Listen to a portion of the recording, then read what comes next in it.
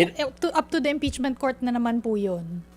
ilinaw lang natin ang rule nakasulat sa konstitusyon. Two-thirds of all the members of the Senate. Hindi yan pwedeng palitan ng sinumang senador o kaya Senate as a whole, even if they are unanimous, no? So yun ang rule, maliwanag. Yung yung sinabi ni Senate Impeachment Court Presiding Officer na 16 yan, opinion niya yon, ilinaw natin. Hindi rule yon. Okay. Walang boto ang Senado doon. So, pwede bang mag-meeting ang mga senador and by majority vote? Hindi, ang tamang pagtingin natin dyan, two-thirds of all the members of the Senate at yung two-thirds maliwanag nasa Constitution. Yung 16 wala sa Constitution, no absolute number. Ang pag-iisipan na lang, ano ba ang makatarungan at maayos na ibig sabihin na all the members of the Senate? So yun ang kanilang ididiskusyon. At pag sinabing all the members of the Senate, you must relate it to the other sentences of that provision and impeachment. So when that provision talks of members of the Senate, ibig sabihin, members of the Senate who sit and act as judges. Okay. Malinaw. Kasi hindi naman to yung Senate na legislative agenda yung provision. So you interpret it that way.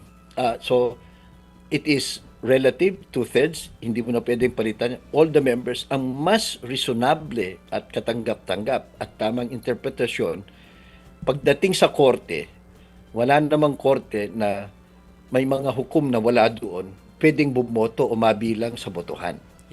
Kahit ang klase sa mundo, bawal yon. Dahil, bakit? Yun yung essential basic requirement of due process. Kung ikaw ang nasasakdal, hindi pwede yung wala dyan, makikialam.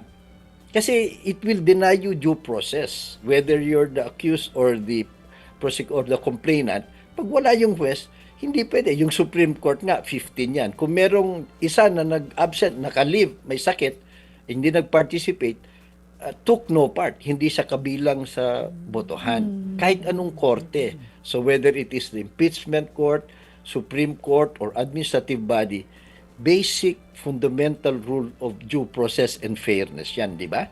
Wala na, halimbawa, yung referee sa basketball, sa barangay, merong tatlo, pero yung isa wala doon, na nasa ibang point, pero pwede ba siya mag-referee? Hindi kasi wala siya doon. Hindi niya nakikita, hindi siya nagpaparty.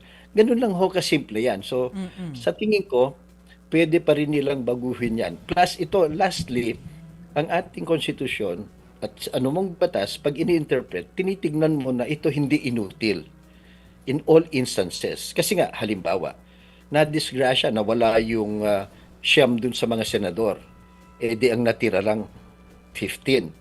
Ibig ba sabihin wala nang impeachment court? Hindi pwede yun. Meron pa rin. Kaya lang, two-thirds ng 15 kinakailangang bumoto for conviction para maging valid.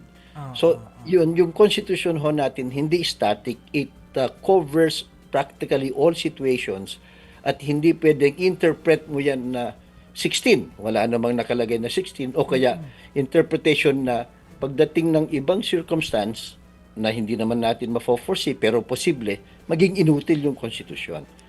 So because of this reasoning ng mga prinsipyo, sa aking personal na opinion at this is shared by many others na pinag-aaralan ng batas at ang konstitusyon, ay sinasabi namin na two-thirds of all the members of the Senate na umupo bilang mga hukom.